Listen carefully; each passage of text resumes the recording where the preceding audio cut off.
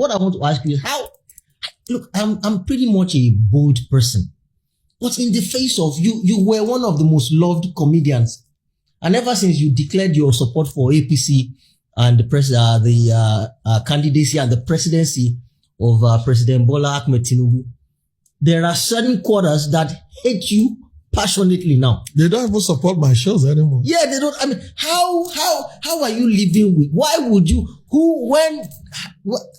You know, the thing is, you might not support me today, but I want to be 70 and 80, and I see my children enjoying the benefit of the sacrifice I've made today. Because I tell you wholeheartedly, not with any sentiment, if Bola Ahmed Tinubu cannot redirect the ship of Nigeria, no politician currently can do it. None. Not Atiku, not Peter Obi, none of them. None. Not with what I know about all of them.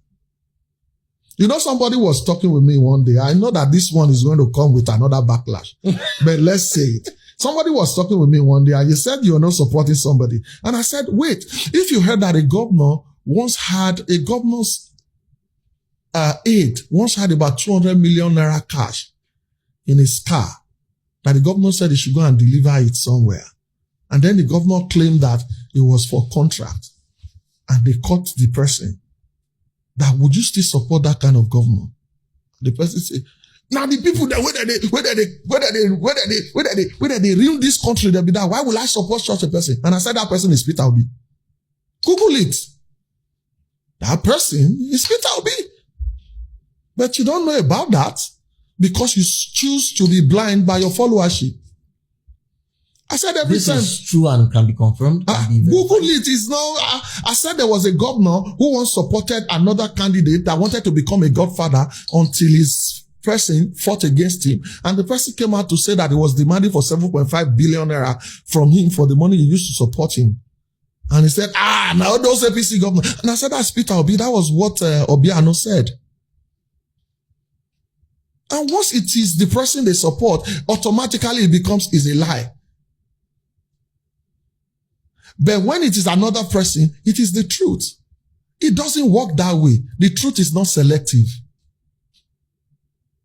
The truth, no matter the years, remains what it is. All of you that are shouting about a candidate today, we saw your previous post about the person. You can accuse Chief Bola Ahmed Tinubu. You can accuse him about corruption in Lagos, but you cannot accuse him about his achievements that he didn't achieve in Lagos.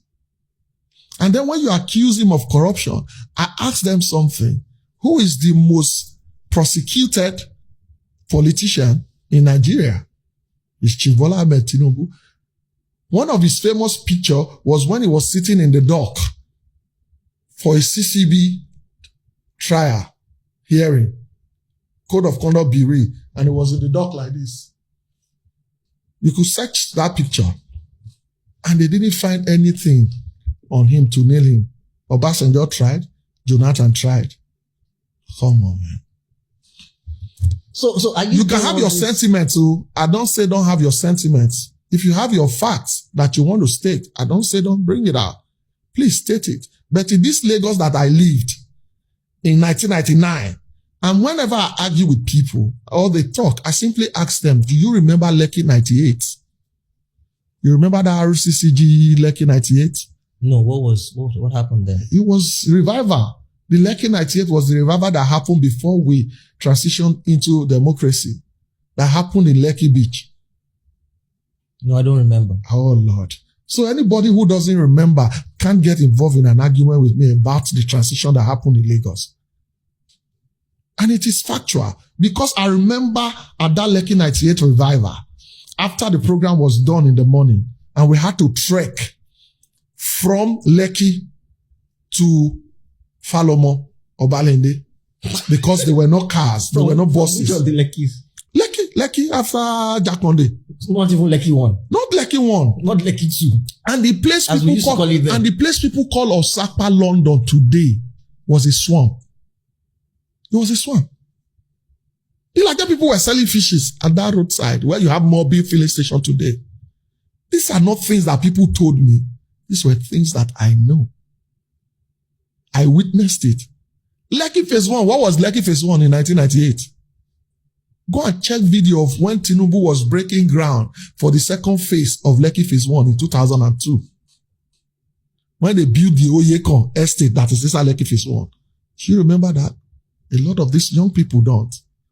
They'll tell you how many estates did Tinubu build. Do they know about Abraham Adesanya estate? Do they know about the schools that he built in Lagos?